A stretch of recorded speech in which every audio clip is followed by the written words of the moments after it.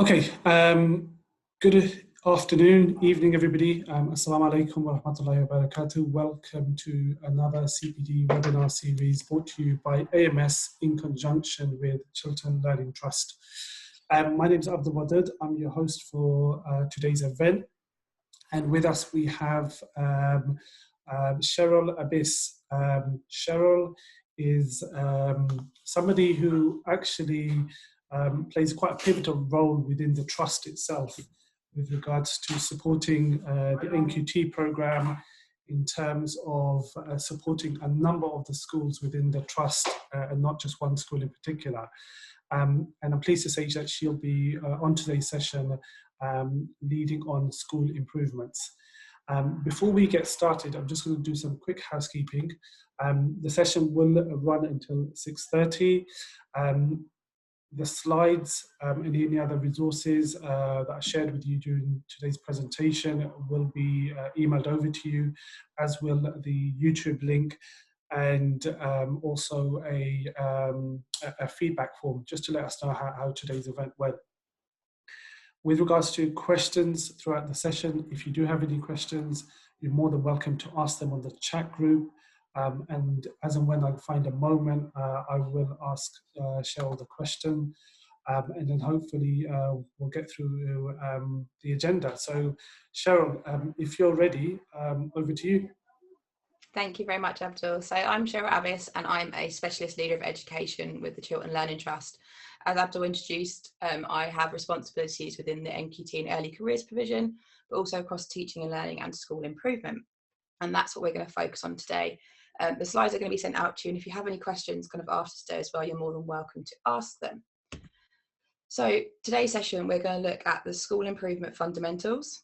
We're also going to look at quality first teaching, quality framework, safeguarding, monitoring and self-assessing. Now, I know there are many other pivotal parts of school improvement, but in the time we've got today, those are the ones we're going to cover. There are obviously other areas that can be discussed at another point in time. So leading improving teaching through our 5 school improvement fundamentals. As you can see, there are 5 main cogs there. And the reason we're shown in cogs is because they do all have to be working together. With our school improvement fundamentals, it's not a case of one works, therefore everything else does. They have to all work in conjunction with each other. So I'm going to start on the right-hand side. So we need to monitor and improve outcomes within the school. This will have a knock-on effect to how we access of effective and practice and expertise. We need to have analysis of our needs. Once we have that, we can deploy and support our leadership team and establish sufficient capacity.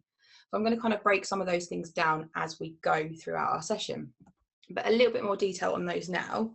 So with analysis of needs, it's the transparency of the quality of education. It's understanding and being aware of the current provision within your school, what is missing, what needs adapting, and what needs improving. And one of the ways that can work with collaborative leadership is to develop and empower your teaching and learning leaders and your middle leaders, and thinking about shared efficacy and drive for excellence. So how can the leaders within your school, the middle leaders, the senior leaders, your teaching and learning leads, how can they work together to analyse the needs of the school, but also plan your next steps to move forward? We need to establish sufficient capacity. So this needs to be effective and aligned professional development for every teacher. We're going to talk about quality first teaching in a little bit, but professional development is absolutely key in this.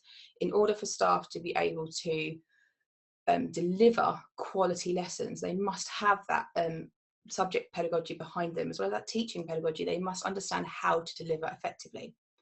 And this can be established with a consistent rigour of monitoring and evaluation. And monitoring and evaluation we're going to do at the end, because I feel it's one of the biggest areas we need to be sure about. So deploying and supporting our leadership. So this is developing and empowering leaders in school.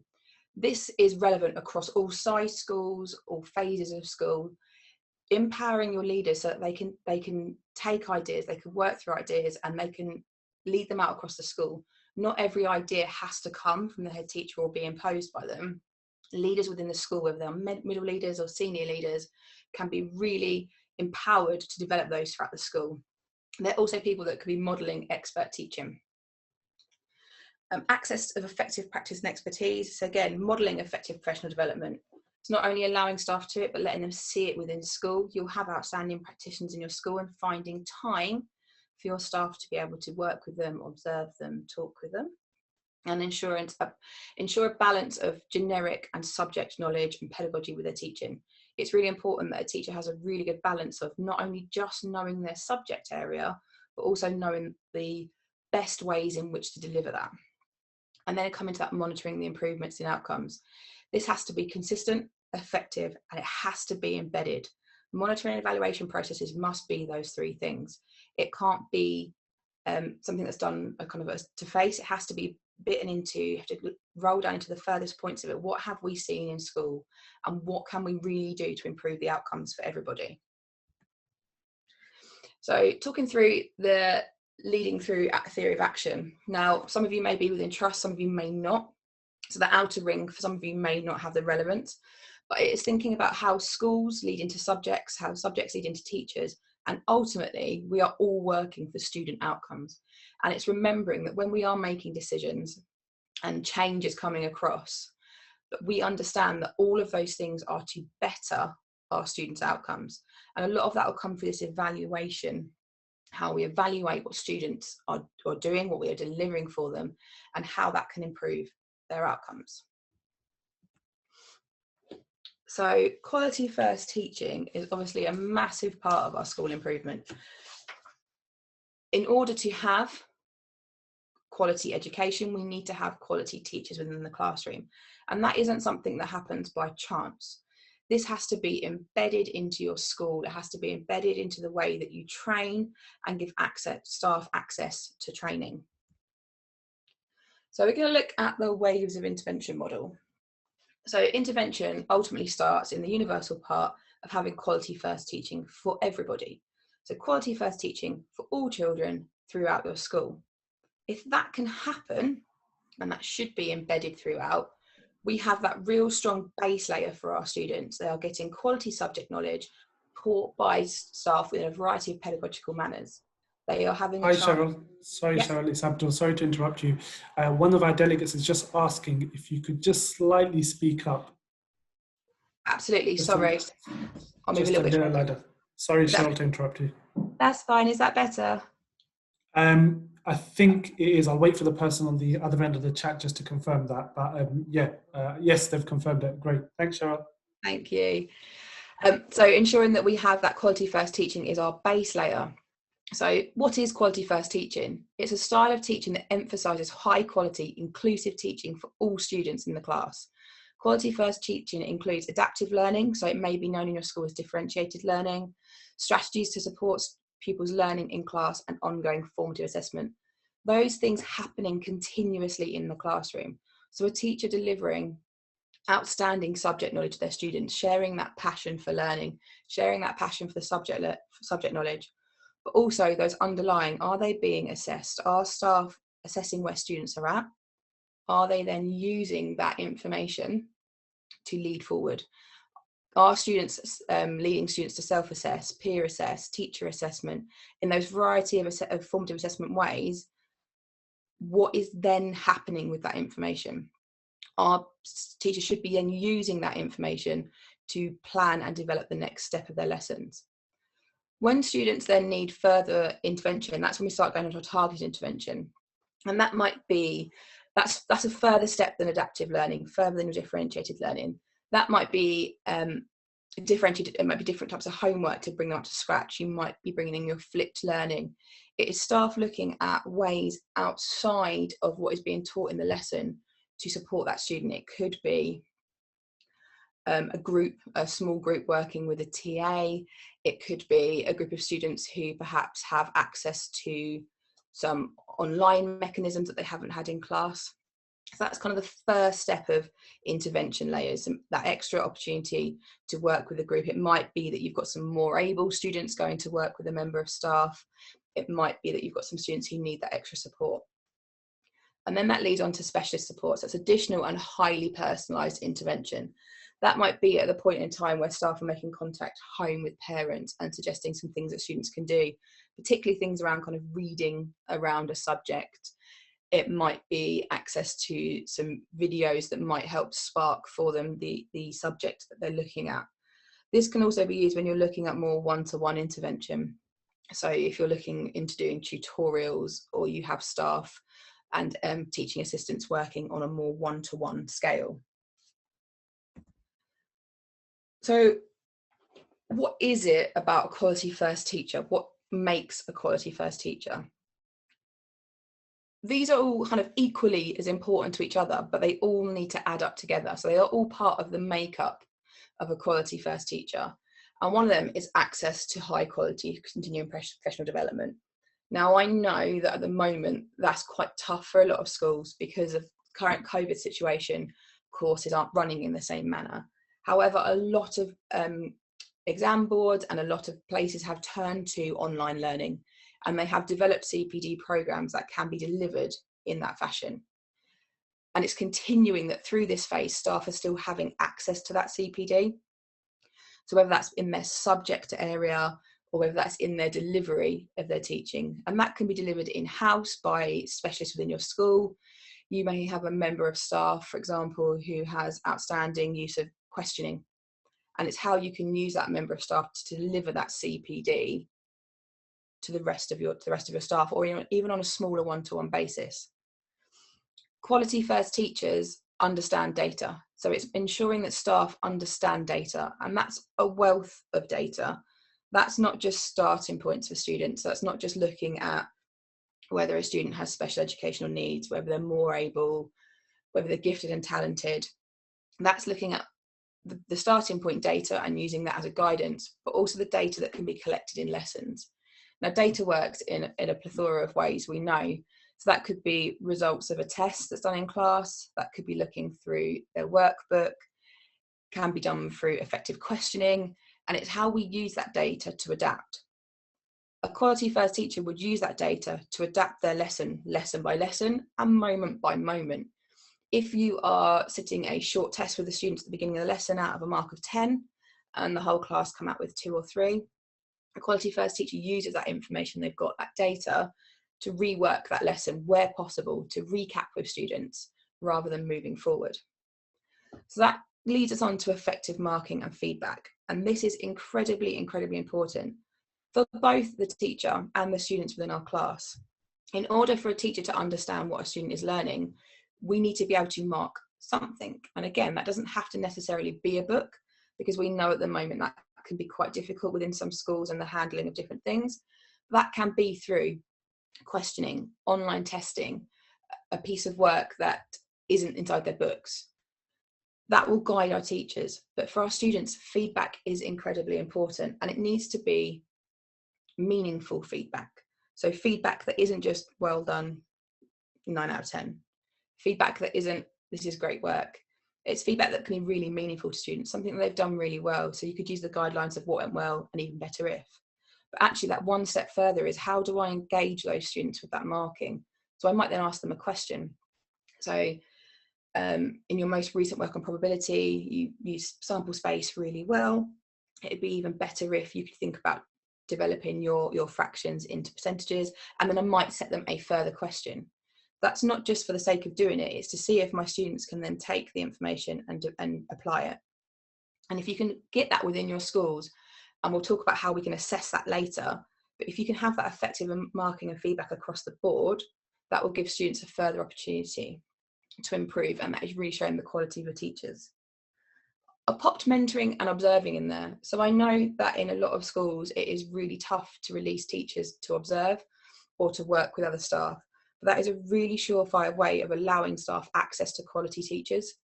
You may not have the ability to send staff out on days worth of training, but you may have the ability to allow a member of staff out for 10 minutes to go into another person's lesson.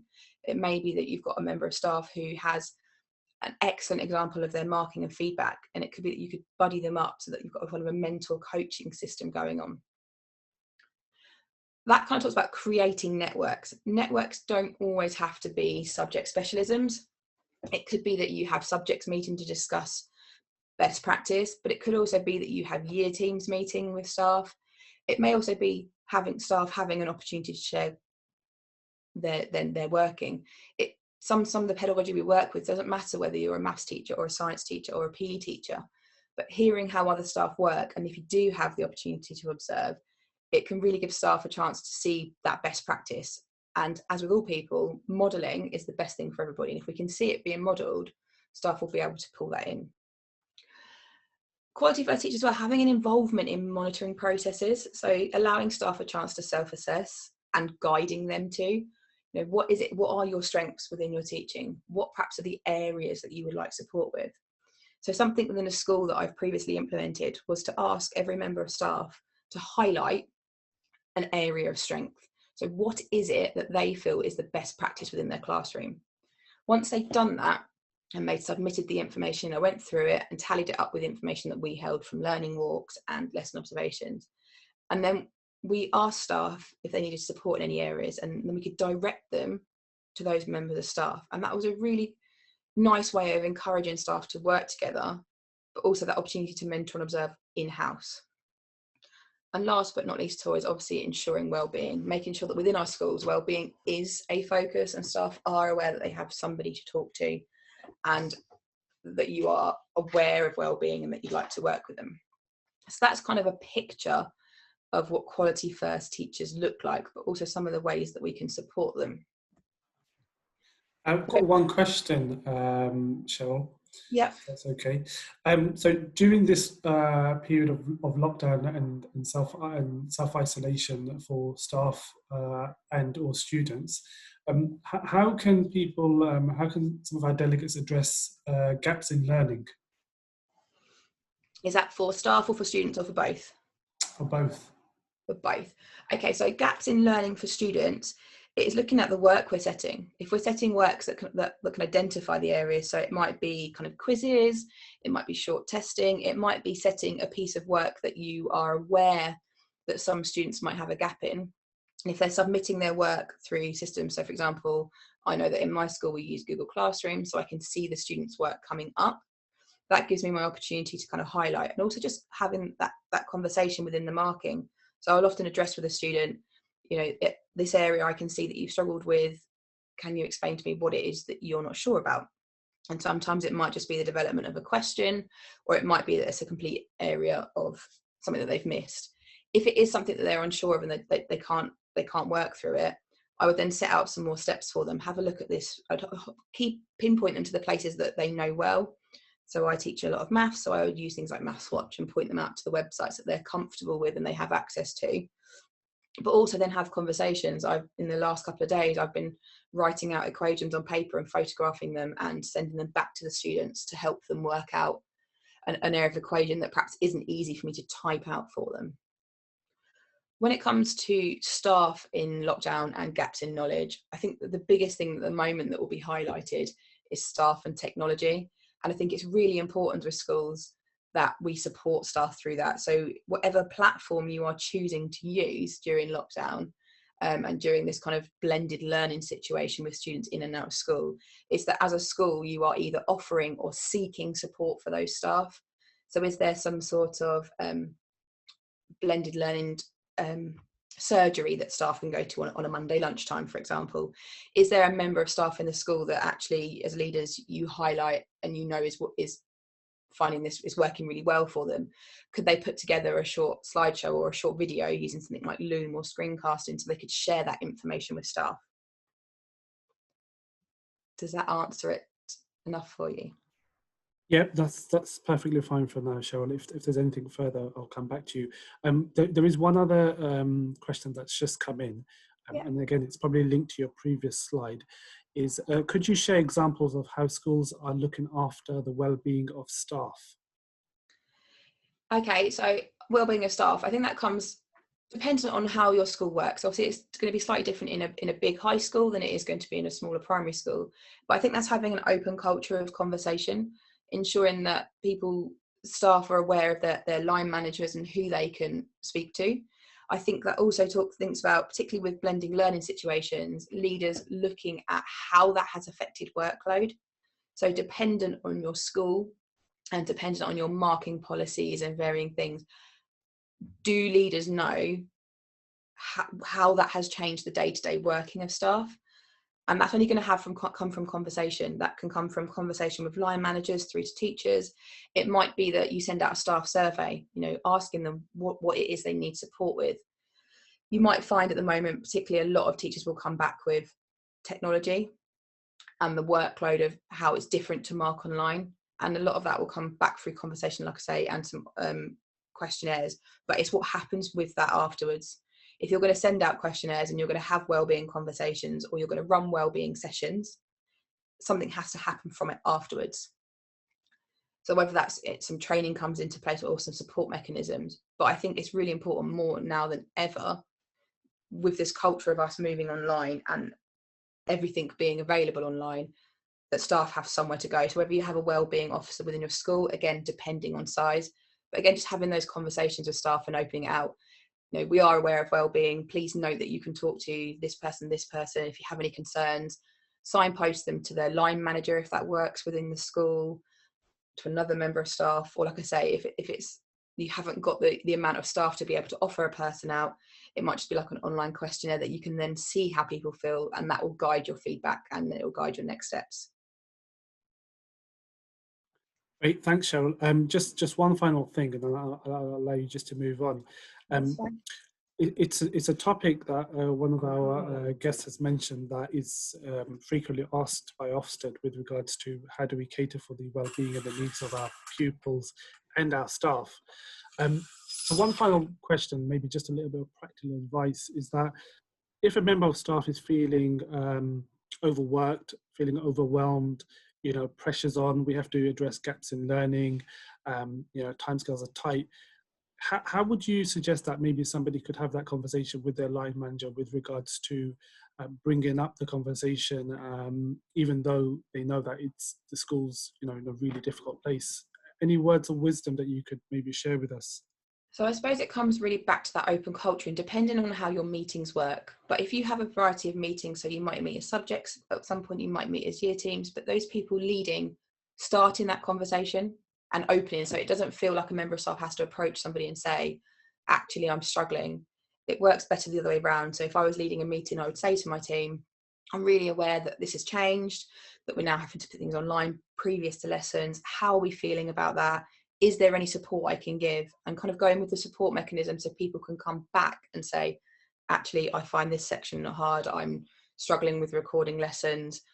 But also the more we do that, so if it happens from more than one leader across the school, it starts to create that open culture and conversation with staff, and it stops staff kind of going and talking to each other with no action coming from it. So I definitely think that opening up that conversation and that open culture, and it being not a token, it can't just be mentioned once, it needs to be continuously kind of part of conversations within school as you are walking down the corridor with each other, asking the question, how's the team getting on? Is there any support we can do with that? As a team leader, having that conversation with your team, is there anything that we can do as a team to help each other? And then using that kind of mentoring scheme, if you've got a member of staff who actually is flying through their marking online, buddying that person up with somebody who's perhaps struggling so they can share different ways of marking to speed things up. Does that help? Thank you, Cheryl. That's great. Perfect. Okay, so I'm going to keep going through then. So we are looking then at developing a shared language of pedagogy. So as you can see, and some of you may have seen this model before, but there are lots of things that come into force when it comes to our language of pedagogy. So we have our curriculum planning, which I'm going to lead on to in a moment, that explaining and modelling, so ensuring that staff have the opportunity to go and watch other people modelling, but also in the classroom they are modelling the skills they want students to try. So if I use an example today of I was doing bisecting angles with my students, the only way that's ever going to be possible for students to do that is for it to be modelled. And sometimes that might be modelled 3 or 4 times in different formats. So I did it on the board, I did it on paper with a visualizer, I moved around the room and did it in different areas so that students had a different viewpoint of it. That modelling becomes really important. Questioning and feedback with students, as we've talked about. Feedback is how students thrive. It's what they learn from. Practice and retrieval. So that kind of, we talked about renewing and reinforcing and refining with students. It's sharing a topic, working it through, but having those opportunities to go back renew it and reinforce it and refine it. That's what brings us our rich practice. It's an opportunity for students to come back to the information. And I'm going to link that with curriculum planning in just a moment. Behaviour and relationships within school. I think behaviour for learners is incredibly important. It's their behaviour in the classroom, their attitude to what they are learning, and students understanding that behaviour affects how they go forward. So I think one thing within classrooms is staff ensuring that their behaviour for learning is clear, their expectations are clear, and that relationship is built with students, that we have an understanding of expectations and how we're going to move forward. So I'm going to go through that curriculum planning idea now, and this is going to be kind of a broad overview because I'm aware that you're different phases and also you're coming from different viewpoints. But if you do have any questions at any point, please absolutely feel free to ask. So I'm going to read this quote to you, and it kind of really hit me that when we're looking at curriculum, we spend a lot of time thinking about what bases do we have. I know that we can take ideas from the national curriculum. I know we take things from our exam boards, but actually what does a rich curriculum really mean? So Deborah Kidd says, a rich curriculum moves way beyond knowledge. It moves towards the building upon knowledge to ensure that children know what to do with it. That they can't just name emperors and kings, but that they can consider the pitfalls of power. That they can't just name rivers and mountains, but that they understand how mankind is at the mercy of our natural environment as much as we are able to control aspects of it. They should understand that our capacity to destroy is matched by our capacity to create. They should know that the best has been said and done in a whole range of cultures, as well as our own. But more than that, the best to be said and done may well be yet to come from them. I think the key thing with a rich curriculum is ensuring that students don't just know that piece of knowledge, they know how to use that knowledge. What does that knowledge mean going forward for them in the world? And that actually the things they are learning in school are linked to their point in the world. We don't necessarily need to be thinking about the world right now, but for some of our students that are particularly in primary, I've got 10, 13, 14 years from going out into the kind of the adult side of world, and what can we prepare them for? Do they need to understand who the kings and emperors are, or do they need to understand what comes with power and how power can affect the world, a community? So a rich curriculum needs to be matched to the needs of students, and I can't stress this any further. The four things I kind of want to stress to this point are: they need to be matched to your students, it needs to involve diverse topics, it needs to have cultural capital and real world links. Now, I can't tell you a one-size-fits-all model because it doesn't exist. This does really have to come from your school community. So matching the needs of our students.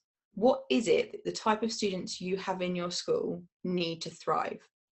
What is going to engage them and excite them in learning? Have you got students that are very hands-on and practical, and rather than learning their scientific knowledge through writing out things, they actually need to try them out first? Are they students that would respond well to reading from text and then applying that knowledge? What are the needs of the students as the whole in your school, within each subject, and then within each classroom? And that comes from a variety of manners of how we get to know our students. And we'll go on to that on the next slide about how we can find ways to match our students. Diverse topics is incredibly important. It is important that students from all backgrounds, all cultures, all religions, all ages understand all the aspects of the world. There is nothing worse than a student going through school, learning about all these people in the past, but they can't link with them themselves. They can't see how that fits into their culture. They can't see how that fits into their religion. They can't see how that fits into the country they live in. So there needs to be that real diverse range of topics. Have we learned about the kings and emperors, or actually have we learned about the people that have changed the world today? When we're looking at mathematicians, for example, with my students, I do a module with a homework task with them, where I get them to go and research mathematicians, and I ban the well-known ones. Okay, we know who Fibonacci is. We don't need to research him again. I can tell you about him, but can you go and find the people that in the last 10 years have had an effect on mathematics? So giving students that diverse opportunity to go outside of that kind of old school topics that we would always cover. Are they diverse enough to ignite your students' passion in learning? Are they diverse enough to give your students an understanding of the world in which they live in? Are they diverse enough to give students that outlook and that excitement to change and make change within the world? And that kind of leads with cultural capital, opportunities for students to access and live the curriculum. So again, I know that with COVID restrictions, we can't take students out on trips like we would do. We can't visit the theatre. We can't go on a ski trip at the moment, but there are still ways that we can ignite that cultural capital. And when we can do those things again, we wholly should be getting back into them to give students the opportunity to see other parts of the world. So for example, I know I have been very fortunate in my career to take students to South Africa, and I took them out there to work in a school out in the slums and to see what it was like working with children that didn't have the same things that our children did. Now I know right now that isn't possible, but there are still ways to do it.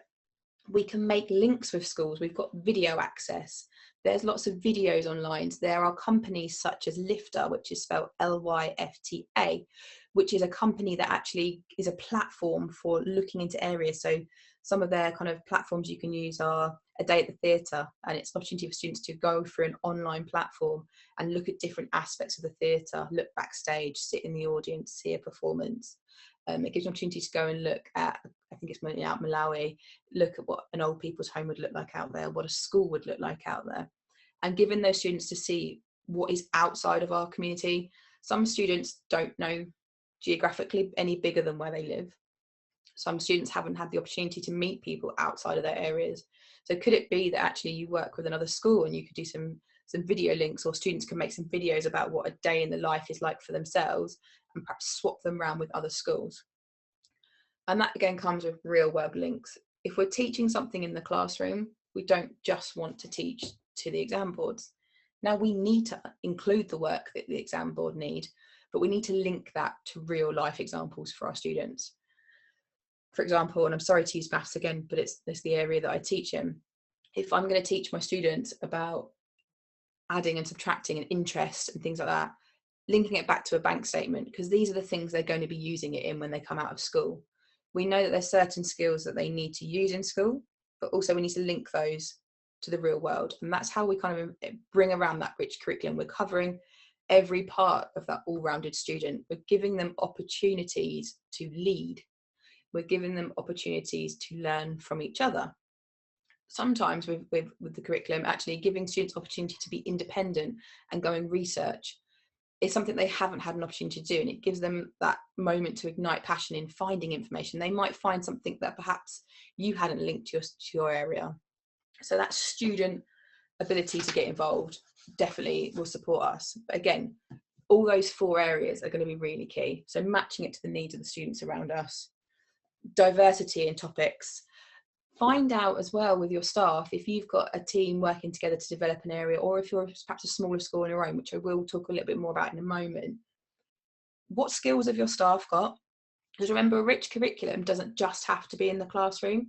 So I teach maths, but I'm also a dancer. So within my school, I do lots of dance projects with my students. I run some clubs, and that's a skill outside of my subject that I have that I can support my school with. You might have staff that have a passion for sewing, for example, and they're all kind of more kind of cultural opportunities we can give our students, something else to learn that is outside of their subject area. And that all kind of builds around to building that rich curriculum that our students need. So how do we adapt? How do we build a curriculum? So all of you will have a curriculum. All of your schools will have a curriculum that you've worked on over the years, and you're not going to start again from scratch. It's impossible and it's too much work. But if we are starting to build a new aspect of it, or we're going to adapt our curriculum, we need to look in varying areas. And one of the biggest things, particularly this is aimed at some of those smaller schools who only have a handful of staff, reach out and talk to other similar schools. Talk to schools within your geographical area. Talk to schools within your kind of similar community styles. Talk to schools who have similar ethos and vision and values to your school. Your curriculum doesn't have to be reinventing the wheel. It can be working with other people. Collaboration as staff, as you all know, is one of the best tools we have. Lots of staff will have ideas, resources, they will have tested out things. So reaching out and creating collaborations with schools, creating that network is really important. People will have tried things out that perhaps hasn't worked, and that will save you having to attempt something that ultimately may not work within your school, but they may have learnt from that as well. Using the specialists within your school, like I said, a lot of subject specialists will have skills that you're perhaps not aware about. Now, maybe if you're a bit of a smaller school, you may know more of your staff, but particularly I know within a secondary school, it's impossible sometimes to know everybody's interests outside of school. It may be that you have an art teacher who's got a real passion for ancestry and finding out people's family trees and where their roots are. You know, how could that then work in with the history? How could that be perhaps a project that could be run cross-curricular? So sometimes when we're looking at our curriculum, we need to step back and find some perspective that we are not just looking at singular subjects. We're looking at how subjects can come together. It might be that, for example, if your history department are looking at the Romans, could it be that the drama department in the school in that same term pick a piece of theatre from the same era? So we're kind of starting to cross wires and cross subjects across the curriculum, and we can build on the knowledge that we already have. Another thing to think about when we're adapting and building the curriculum is kind of our students and our parents. Now, dependent on your school, I'm not saying that all schools would be suitable to go out to their parents, but depending on the community that you have and how much parental input you have kind of on a varying basis, and the students you have, is ask them what they're interested in. You might also have parents within the community that can support on some areas of the curriculum. It might be that they can come in and talk about some elements of the industry that might be linked. So it might be that, maybe within mathematics, you might have a parent that works in engineering that might come in and talk to students. How can you use the people around you? But again, asking those students, what is an interest? What can we use? What can we find that will spark an interest? And how we can use it then to adapt on our curriculum, build on the areas that the students are really interested in. Understanding your exam board criteria, we know, is absolutely and incredibly important, but it's ensuring that the staff within your department in the subject areas do really understand exam board criteria. And that's where I talked about CPD at the beginning of the session. If you have staff that are kind of looking at adapting a curriculum, it could be really key now that if they're not 100% certain on that exam board criteria, that they either step back and collaborate with another school, make contact with that exam board, have some CPD in that area so that they can be really sure of their movement forward with that criteria and how they build it into the curriculum. And I kind of touched on knowledge of the community earlier when I was saying about the people around you. Who in your community can inspire your children? And that's the kind of thing we want to do with our curriculum. We want to create that whole rounded student. We need to ensure that they have that spark, that love of learning, but they're also learning things that they can put into the real world. So it might be a project that a subject's working on. Can somebody from the outside in the community come and talk to them about how they've applied that in their job? So that's kind of how you can start doing it, but I'm going to kind of go through the key principles for you. These are quite useful for you to step back and think about. So it talks here about how a curriculum breathes life into a school.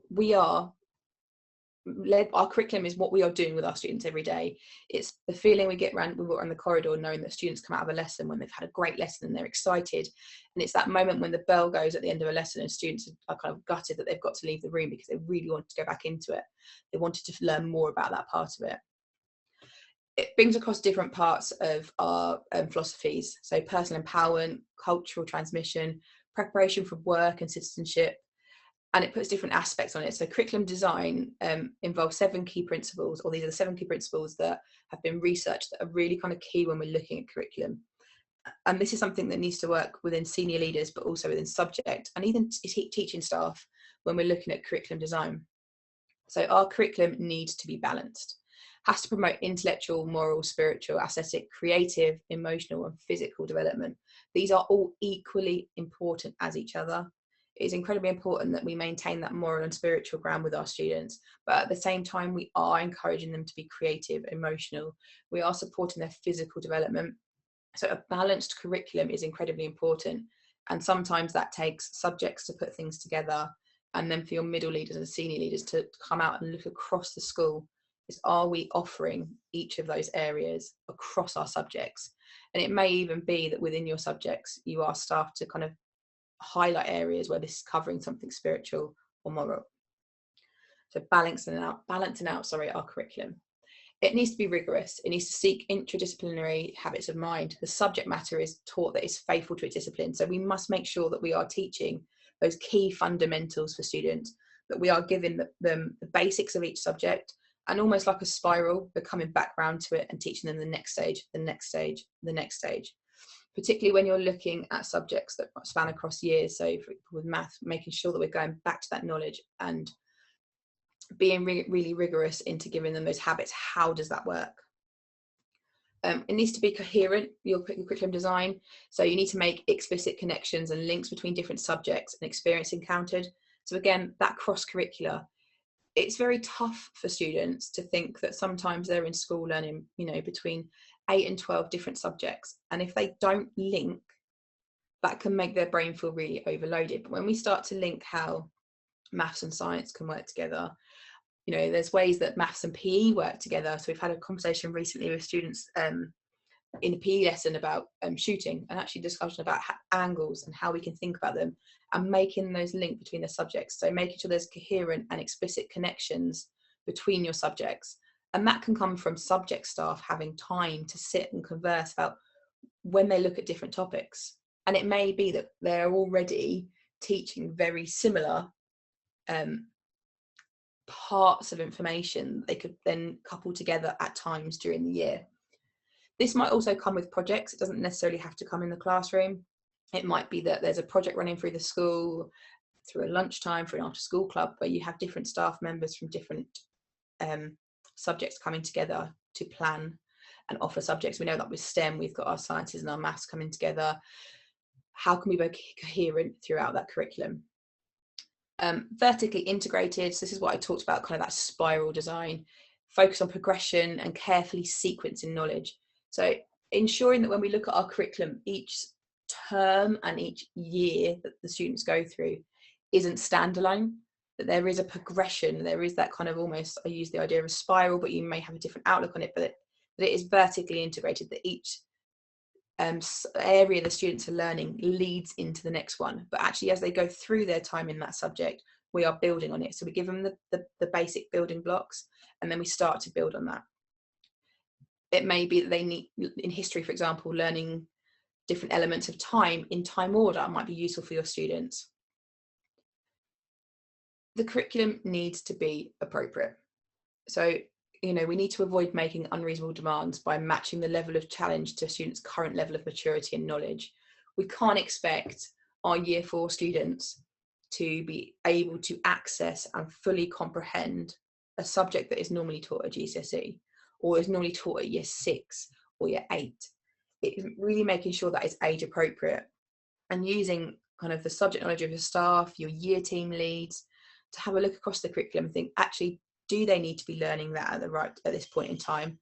And also, if you have students that can take that extra knowledge, can they start learning that slightly earlier? And that's going to come from knowing your students, knowing their starting points, looking at their data. And that is something that may need to tweak slightly year on year. It may be that you have a group that can access that piece of knowledge in the current year group, but the year below, perhaps have a lower starting point. So you may have to have that flexibility within the curriculum as well. The curriculum needs to remain focused, so it needs to be manageable by teaching the most important knowledge, identifying big ideas and key concepts. So yes, we need to access the world around it. We can give students the information around an area, but if we have an area that needs to be taught, ensure that maintains focus and we don't lose that in other areas. If we need to teach a block of information to students, yes, it needs to be appropriate to their age. Yes, we need to balance it out with other things, but we must maintain that focus within it. They must know the certain ideas within their subject area in order to be able to move forward.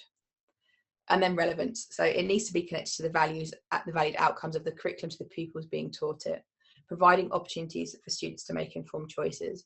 Again, is it relevant to their age group? Is it relevant to information they need to know? It may be that with some students there is something that might be relevant if you already know, particularly at kind of secondary school level, if you know that students have a particular career path, it might be actually that you sent them some extension work in that area to guide them in kind of more into where they want to go. So that's kind of my overview of curriculum design. Has anyone got any questions at this point?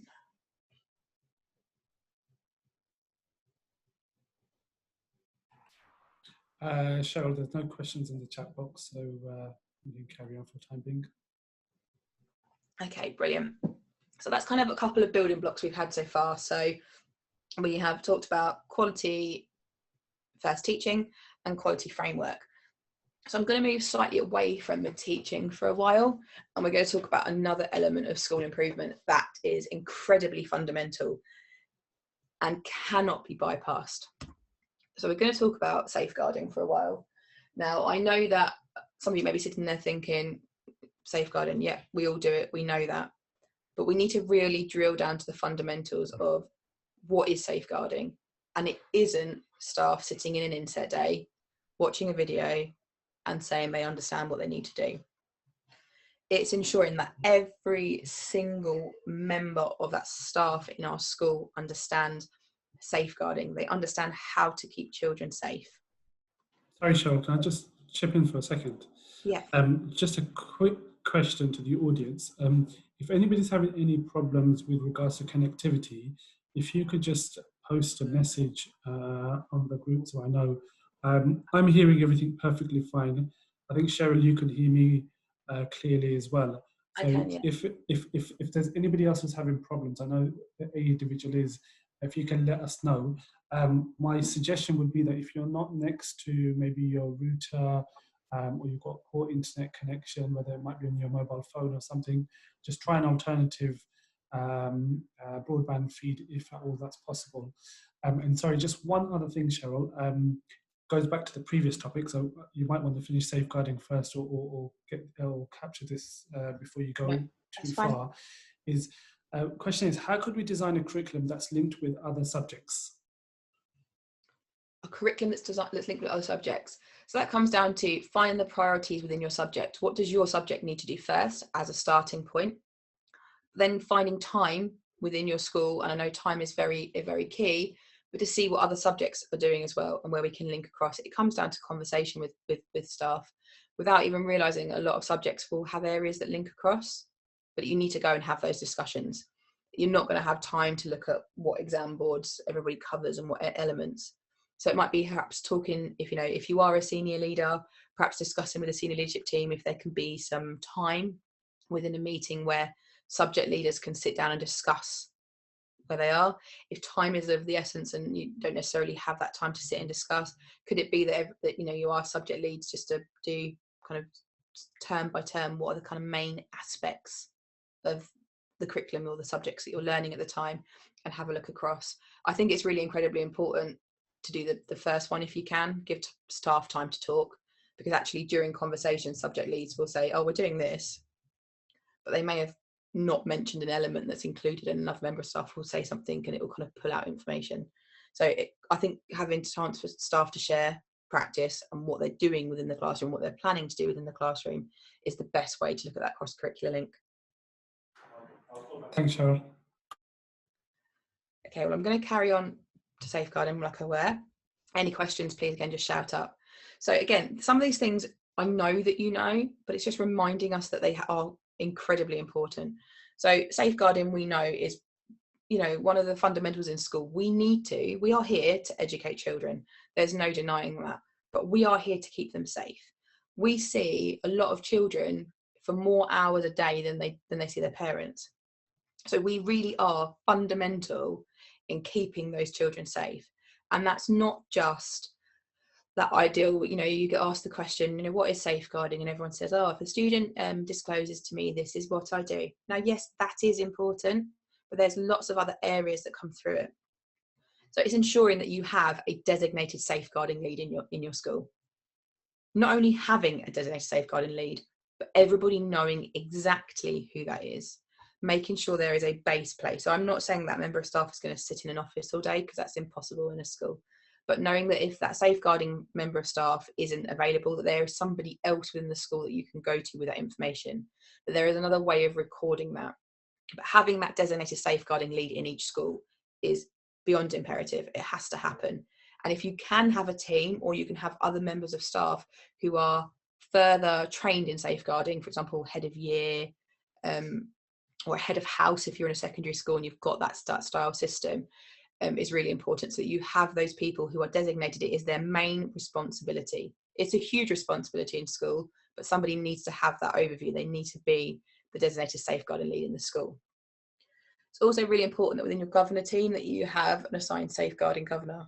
That gives your designated safeguarding lead also that further support, particularly if you're in a smaller school. But having that governor who is also trained, the governor who also attends professional development, and that can be involved, and we'll talk about this later on, that governor can then be involved in the assessment and the monitoring across the school. So it isn't just then your DSL, your designated safeguarding lead, who's looking at what's happening. Your governor can come in and work across that as well. Every single member of staff must understand the role they play in safeguarding. That's everybody from the receptionist to your cleaning staff to your teachers, everybody. Safeguarding doesn't apply to just teachers. It's not necessarily just teachers that are going to have children come and speak to them. It's the people that are out on duty at lunchtime. It's, you know, the member of staff in reception who's perhaps, you know, seeing children as they come into school. Every member of staff needs to understand that role. And we need to understand, again, not that it's just a student coming to me and saying something that I need to report. It's that recognising the change in a student.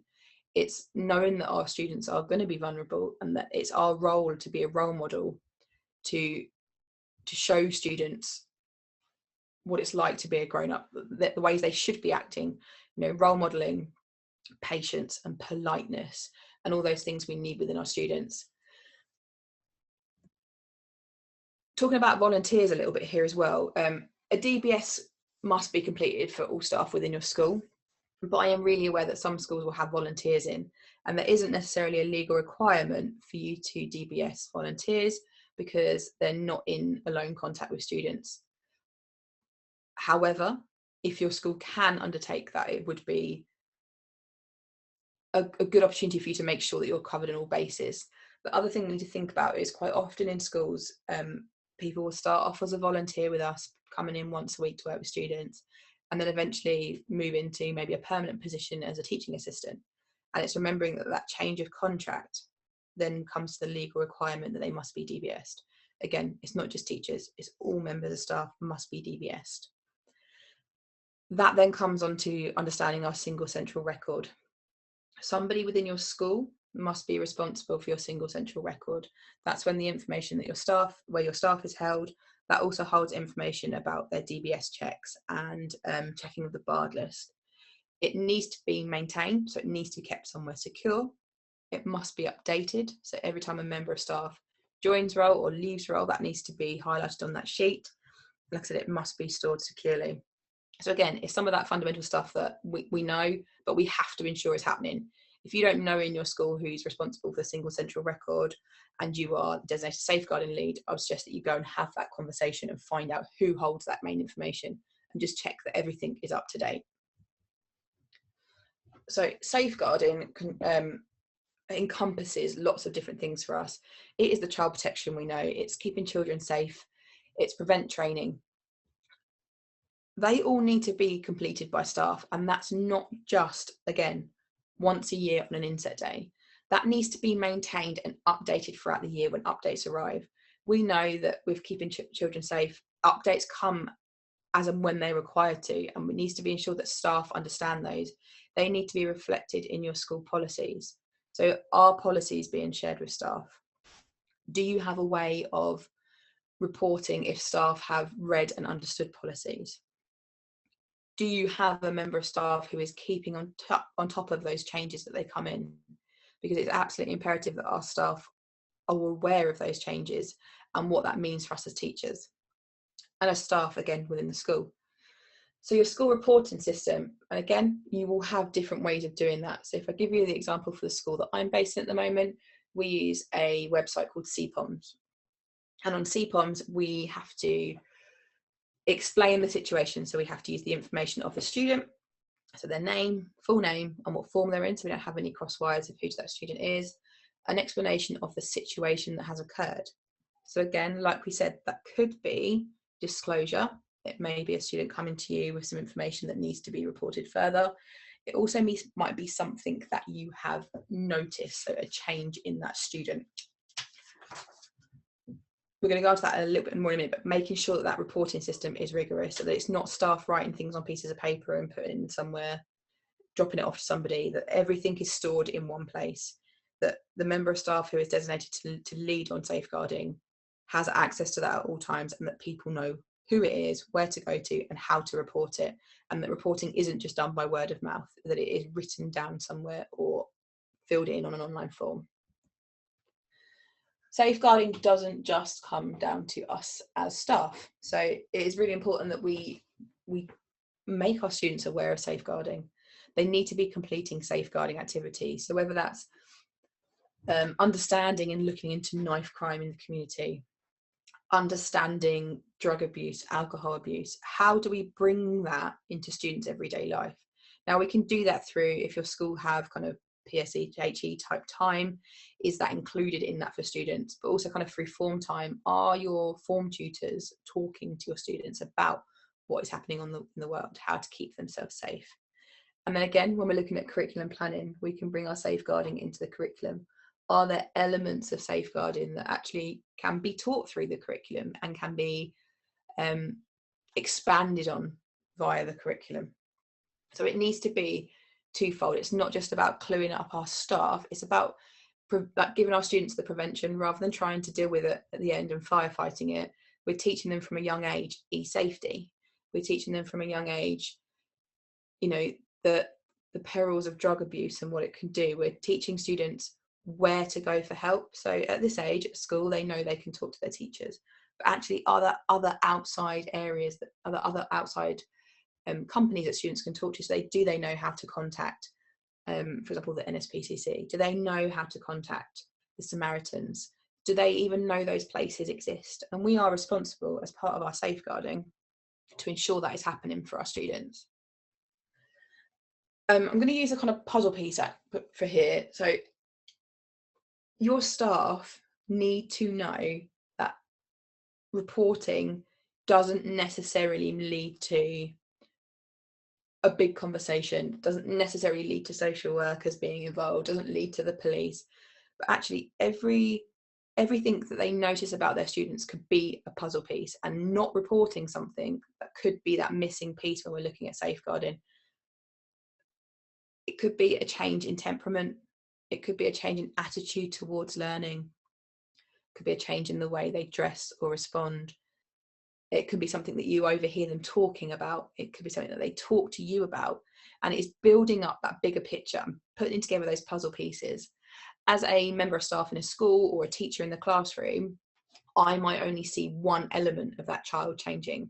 But for the designated safeguarding lead, that could be the last piece of that puzzle that builds up to show us that actually we have got a concern and that something needs to be taken further with our students. So safeguarding is another huge part of our school life, and it needs to be part of our school improvement plan. We need to understand safeguarding. We need to have those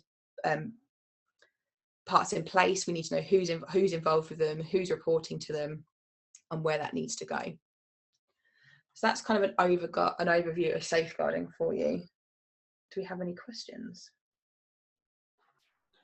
No questions as such. A few comments from a couple of colleagues with regards to making sure that we are checking in with our staff to make sure that they appropriately understood the training that they've delivered, making sure that everybody understands key contacts within their organisations, and making sure that actually information is recorded accurately and appropriately. So I think just overall best practice and making sure everybody's on the same hymn sheet.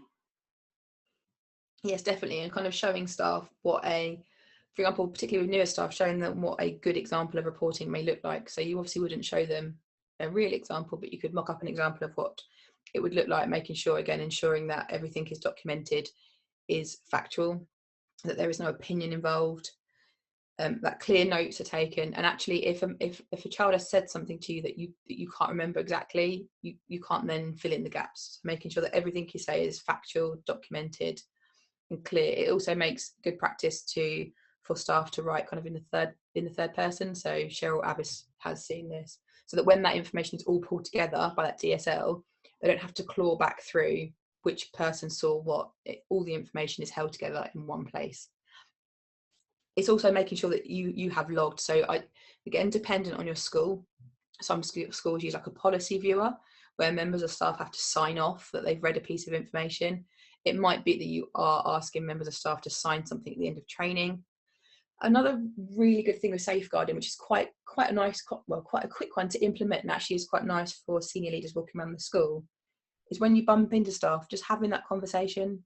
I'm not quizzing you, but could you just tell me, so I'm looking at everybody in the school, do you know who designated safeguarding lead is? What would you do if a student disclosed to you? And just have that kind of informal conversation with them, so you're checking that at all times, because it might just be that a member of staff has that moment and they've forgotten. It could be a new member of staff who's had lots of information pummeled at them, but that conversation going round. And also, do the students know who the designated lead is? Because that can be incredibly important too. It might be that they need to talk to somebody, they don't feel like they can talk to their teacher or their form teacher, but they know that there is that one person in the school whose job is to deal with safeguarding and keeping them safe. So signposting students to them is really useful as well. Just one final one, Cheryl. This is always a bit of a bugbear when you've planned a busy, hectic day and a concern comes up, and you're trying to obviously address that as well as kind of do the mandated day job. Any bit of advice as to how you could balance between the two so you do them both justice? Okay, so that again comes down to, I'll talk about it across the couple of levels. So as a teacher, that stress on that being time dependent. So if I notice something period 1, I can't then wait until lunchtime, which is after period 3, to write that down and send that on to my DSL, because that then gives my DSL less time to work on it. We need to make sure that we're kind of being time efficient and kind of reporting that as quick as we can. When you are in the senior position and you've got your day-to-day work to get on with, as well as it's perhaps having that support network. So as a designated lead, are there other members of staff that can come in and support with that? It doesn't have to be one member of staff takes on all the responsibility. Can you have an assistant designated lead within your school who can take on responsibility if, for example, if it's the head teacher that's DSL and they are in a meeting all afternoon, is there someone else that can work on that? Dependent, obviously, on the level of the issue. We know that there are some safeguarding disclosures that means that we can't let a student go home, that we need to bring outside people in quite quickly. Then I would expect at that point that other things unfortunately have to take a back seat. But when they are monitoring and things that we can work a long time, is how we can share that responsibility and know that if we're sharing that responsibility with somebody else in the team, that they know what they are doing with it. So it has to be somebody trained up to the same level as well. I understand that there are pitfalls and you have planned out your day, but it's understanding the importance of that safeguarding. And although we might end up not doing a piece of work that we might wanted to get done that day, the guilt of not doing that piece of work is an awful lot less than the guilt of something happening to a student that we could have stopped and we could have reported on and we could have dealt with at the time. So there isn't kind of an easy answer for how do I juggle it, but perhaps within your school, dependent on your size and your capability, is maybe not just having one person who's trained up to the highest level. Who else can we train within the school? Particularly if you've got a bigger school, so a secondary school, for example, or a bigger primary. But I would suggest, if you can, having multiple people that can work within that team. Thanks a lot, Cheryl. Thank you. Okay, so we're going to kind of move towards our final area, which is monitoring and assessing. And if I'm honest with you, I think this is really tough for people. When we're looking at self-assessment and we're looking at our own school and our own practice, we sometimes get a little bit precious, for want of a better word, in that we don't want to see that things aren't working, because we know how hard our teams are working, and we know that sometimes if we highlight something isn't working, this is going to cause a problem for staff. But actually, we've got to look at the longevity of it. In the long run, this could make a difference to the way staff work and make life easier. So there's some things I'm going to talk through with you. So you can see in the top right hand corner the kind of 4 key areas. So when we are assessing and monitoring, we need to remain flexible. We need to understand that things will change over time, that plan A becomes plan B and plan B becomes plan C. But that happens because of the rest of the process. We seek feedback. I'm going to talk to you about a bit later about who you can seek feedback from, and that we have that continuous review loop. It's not a case of I've assessed it once and it's okay, I don't need to look at it again. We know that with school improvement, these things are continuously reviewed, and not always in a big full scale, everybody sits around a table reviewing it situation, but that there are constant little things happening in the background that we are checking on and we are seeing as we go around school. And the biggest one for me is sharing our learning. So that's, as a school leader, sharing it with my staff. That also is if I am working in collaboration with other schools, can we share our learning with them? Because if we can share and talk about these conversations and have these educated conversations, we're going to start learning things that are working for each other and how we can share those and develop them. So any monitoring or assessment, whether it's self-assessment or external, it has to be targeted. You need to know what you're looking for and how will that look. It's going to be very time consuming if you decide to go and monitor the marking and feedback in the books, and you get 2 books from every teacher across every year group, and then you sit in a room full of books and you're not really succinct on what you're looking for. What is it I'm looking for? So if I was doing a marking and feedback tool, it might be that I'm focusing on the conversation between the student and the teacher in the book. So is the teacher asking that challenging question? Is the student responding? What happens then? If I am walking around the school and I am looking at the effectiveness of adaptive learning or differentiation, however you class it in your school, what is it I'm expecting to see in the classroom? Am I looking to go in the classroom and see students doing different tasks? Am I looking at different challenging of questioning from the teachers? It's very time consuming if you try and look at everything. So be targeted. What element am I focusing on? Am I focusing on looking at the curriculum? But what element of the curriculum am I looking at with these teachers, with these subjects? Am I looking for subjects crossing over? Am I looking at, does it run through a spiral throughout the curriculum? So be retargeted. Don't give yourself a massive review to do, because it'll be very time consuming. It won't be as in depth, and you won't get the things out of it that you're hoping for. It needs to be very honest, particularly as a senior leader. If you are self-assessing, can it be seen? If what I'm looking for example, if it's quality first teaching, can I see it? Is it fully embedded? So is it happening all the time? So I can find that out by looking through students' books. I can find that out by having a conversation with students about, is this how your lessons normally go? What does Sir normally do at the beginning of the lesson? Being quite, again, honest with whether it's not met, partially met, fully met. And it's okay if something is in progress. And as much as we don't want things to not be met, if they've not been met, you need to record that somewhere, because it's then the reflection that happens afterwards. So, I've asked all staff to mark books every 5 lessons. It's not happening. That then leads on to the next process. Why is it not happening? Is it too often? Do we need to support? So putting things down as ticking off, yeah, that's fine. If it's not honestly embedded and part of life, it's not making any difference, and it becomes a pointless exercise. You also need to look at if staff are complying with something. So if it is about marking and feedback, for example, is it subjects that need support? Is it individual people?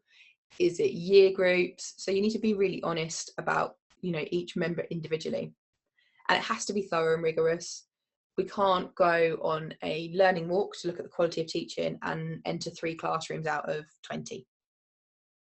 We need to be thorough. We need to look through areas. We need to perhaps not necessarily take what we know as granted.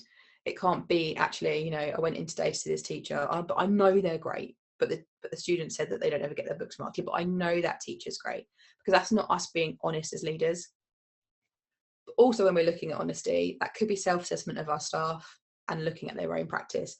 And we need to model honesty to them, giving them that feedback of, we went on a learning walk, this is what we saw, this wasn't met as we had hoped, these are the next steps. A report needs to come from it. There's, if we're going to be assessing and monitoring the quality across our school and the improvement across the school, we need to record that somewhere. And then this depends on how you work. For example, I tend to use kind of a grid. I have my little headings, and I like myself kind of bullet point notes. That's how I choose to write my report. It might be for you that you choose to write that in bullet point sentences. It needs to be recorded so that you have somewhere to go from, because when we're putting in improvement plans, we need to assess where we are now. We need to then go back in and monitor that continuously. We can only see the improvement if we have something to look back on. And looking back on it wasn't like this last year, isn't a strong enough point for you to be able to judge and prove your improvement. You need to have something written down. You need to have a system in place. The format of that doesn't have to be generic for each area as well. It may be that you have one format for looking at the quality of learning, you have a different format for marking and assessment. Now for me, that would be really difficult. I like to have things very formalised, but it's what works best within your school. It may be that certain staff have responsibility for different things, but it must be reported. And also think about who you're reporting to. If you've got middle leaders doing an assessment of their subject areas, is that being fed back to senior leaders and then back to the head teacher? Is it going to be that actually you're doing a review of your safeguarding within the school, and as a head teacher you're going to then report that back to your governors and have a discussion with them? So understanding kind of who your target audience is going to be and how you want to show that is really key. Some schools look at kind of red, amber and greening their areas. Some schools like to write out bullet points, but just having something reported down. It also, more than anything, gives you something to look back at and say, actually, look how far we've come, look how much has been achieved. Reflection. We spend a lot of time talking to students about reflecting on things. We need to do that when we're monitoring within the schools. What are our next steps? And be realistic about them. We talk to our students about having SMART targets. We need to do that within our schools. We can't see, for example, marking, we're not happy with the marking across the school and actually turn around and tell our staff that everything needs to be sorted in 2 weeks. That's impossible. But we need to break down and give them steps, and that comes with training. When we reflect, we need to think about, are things not happening because staff aren't complying? Are things not happening, for example, we're in a pandemic and actually staff are unsure of how to do something, or the workload is too big? They all come with, what do I do next? Do I need to train my staff? Do I need to put support mechanisms into place for them?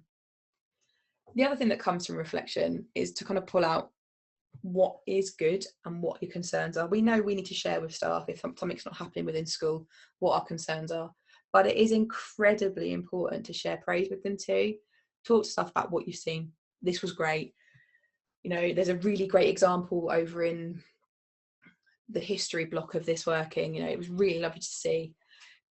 It also gives you a chance to kind of gauge staff reaction, because if they're hearing the positive things, it makes, like it does with all of us, we want to then work on the concerns to improve.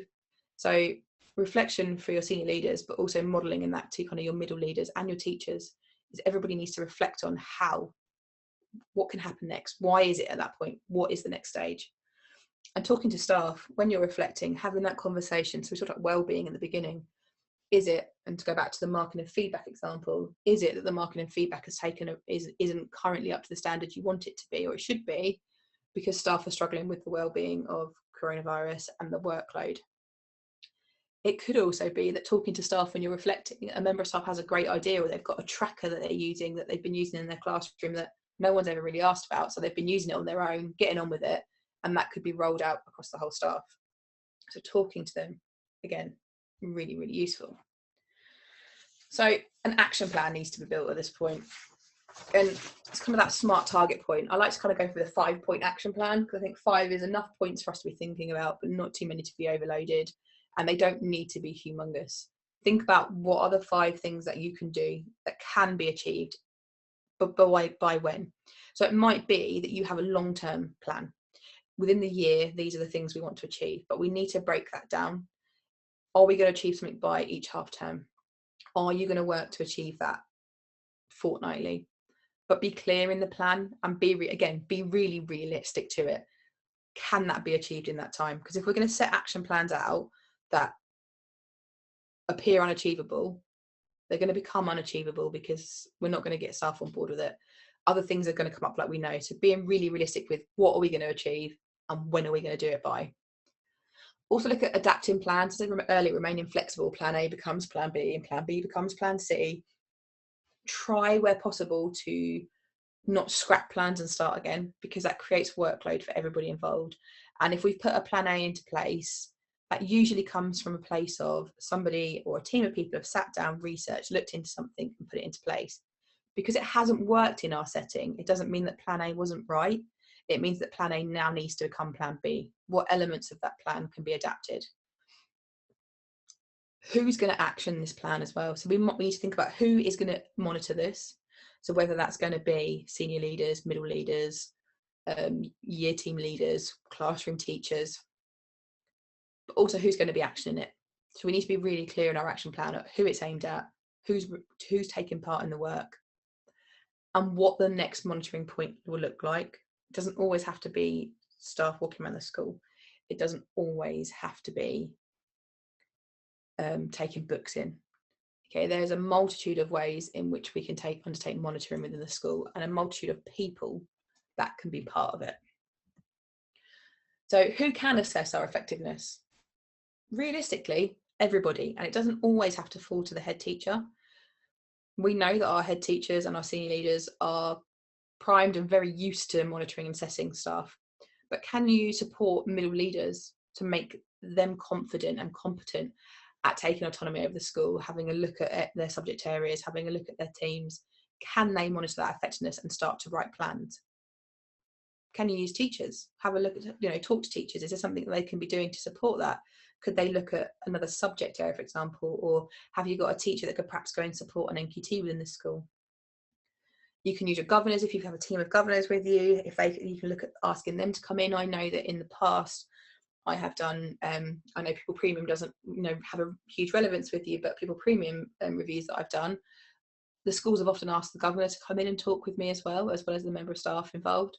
And that's quite useful for governors to see what's happening and also to bring in that outside ideas.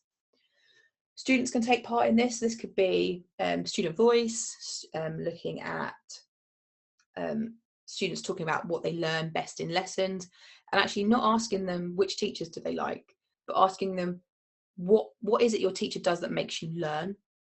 Is it a certain style? And then you can start feeding that back to staff, because it might be that we put up a picture of some of our children that really struggle in school have a particular learning style that one teacher has captured that they can share with others.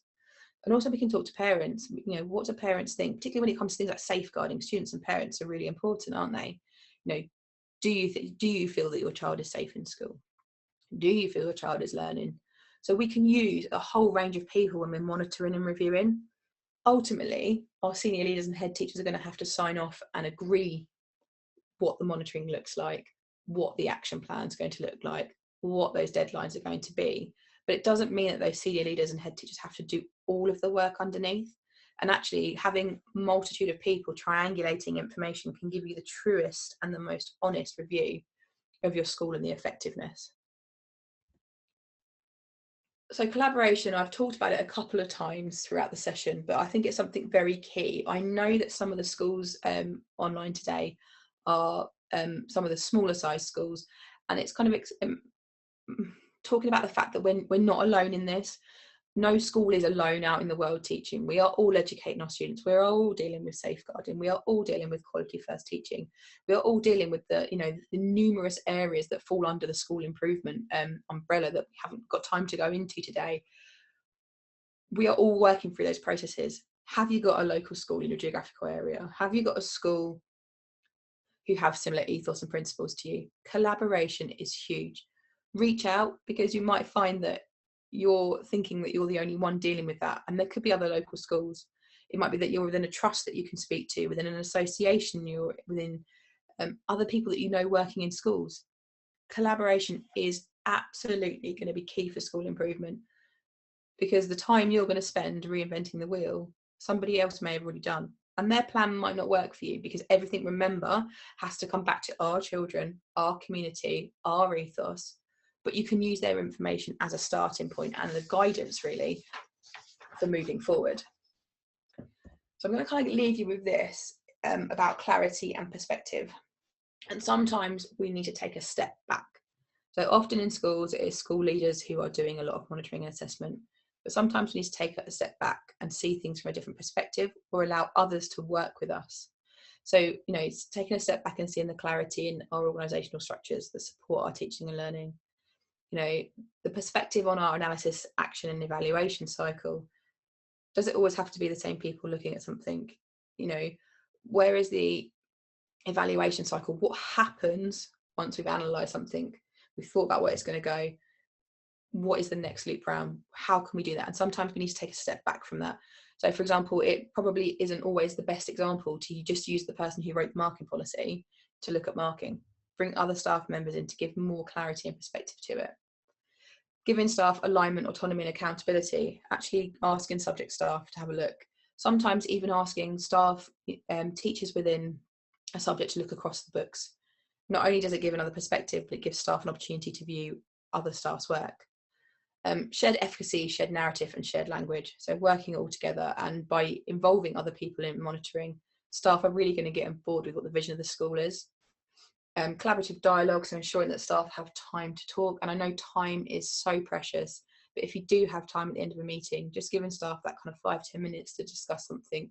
It might be that you ask them to discuss marking, it might ask them to discuss planning, but giving them the time to have that conversation.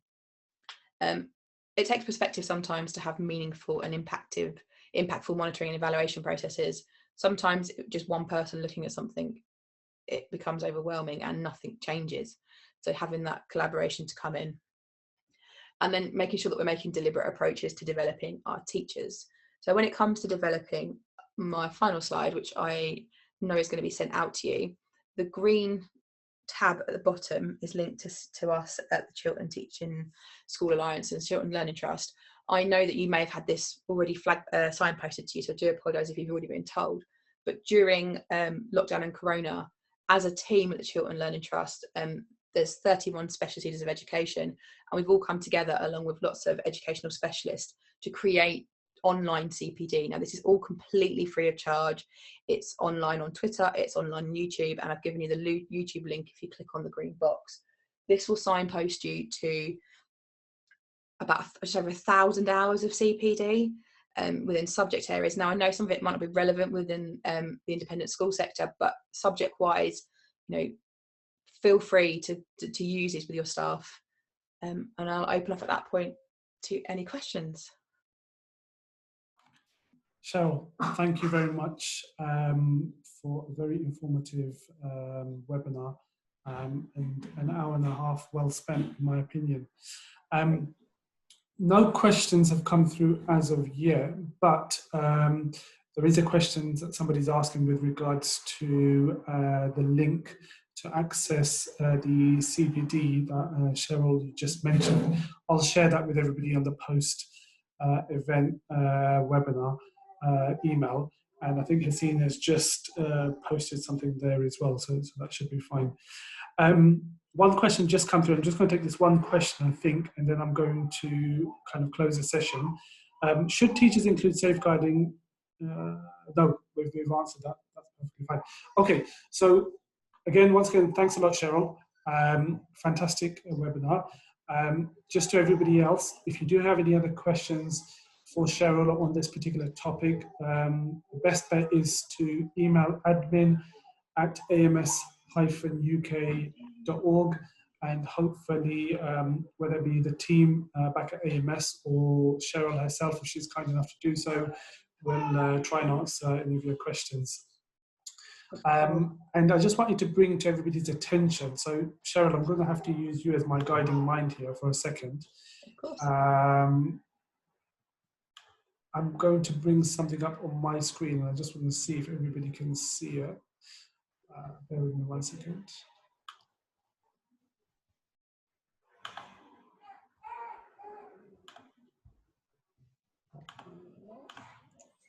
Okay, so Cheryl, can you see my screen?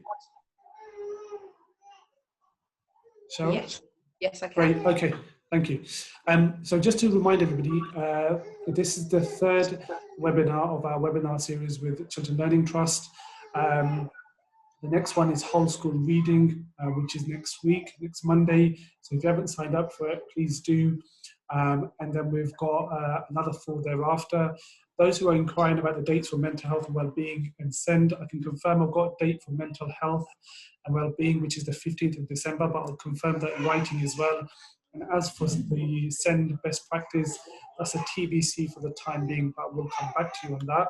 And just one other slide, just one other image that I just wanted to share with everybody, bring to your attention. And again, Cheryl, can you confirm you can see that at your end? Yep, I can see that. Yeah, so just to bring to everyone's attention, on the 3rd of December, we've got our RSC launch event. It's an RSC curriculum being developed, a bespoke curriculum by AMS.